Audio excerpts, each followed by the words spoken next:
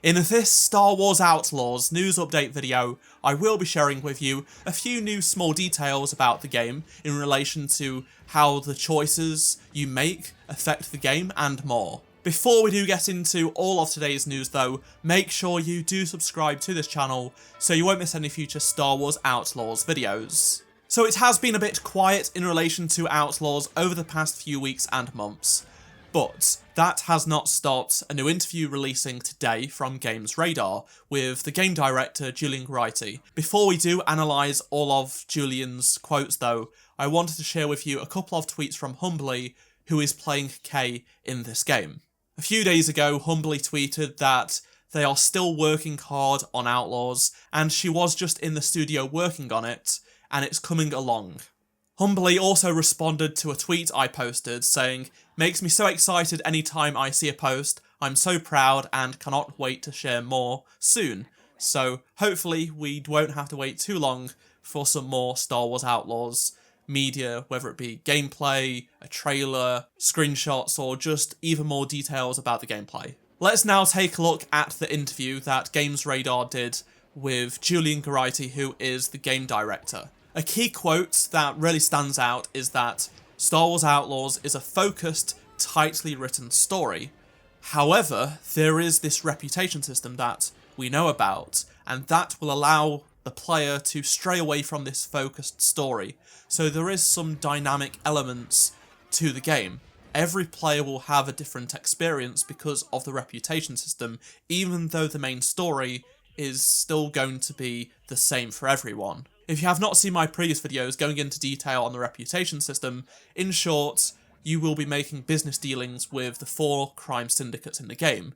If you do good by them, you'll access new areas, but if you do bad, then you won't be able to access those areas.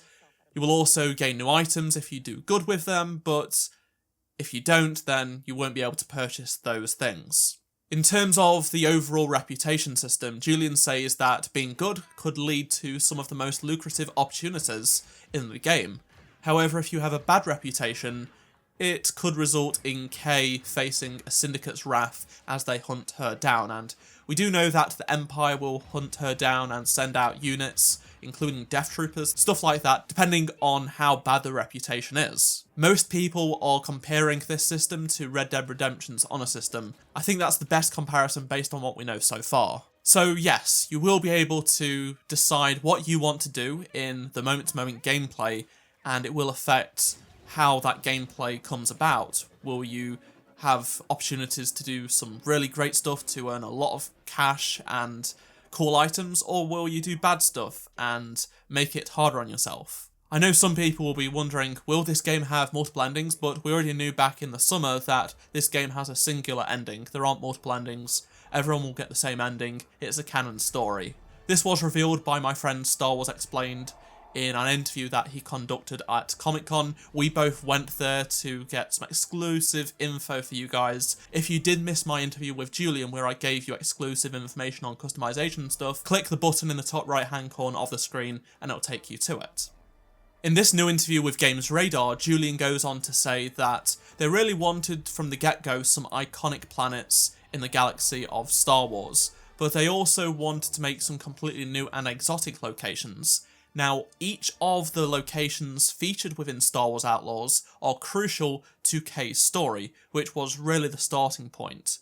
So you won't come across a planet that doesn't make any sense, it's just there for no reason. Every single planet that we visit will be integral to the main story. Julian follows this up by saying that they evaluated the locations based on their themes and gameplay opportunities they presented. They wanted to ensure that each planet had a strong, thriving underworld that would offer unique and interesting situations for a new outlaw such as Kay. So that's really interesting because it confirms that every moon or planet that we visit has an underworld. So this means we won't be going to planets that don't have such a thing. Another thing I wanted to mention is that I've seen a lot of people say that Kay is just Han Solo, but Julian literally says here, as he has said multiple times, that Kay is a new outlaw. She's not experienced like Han. She's a rookie. She might be fearless, but she's not just Han Solo that's a woman.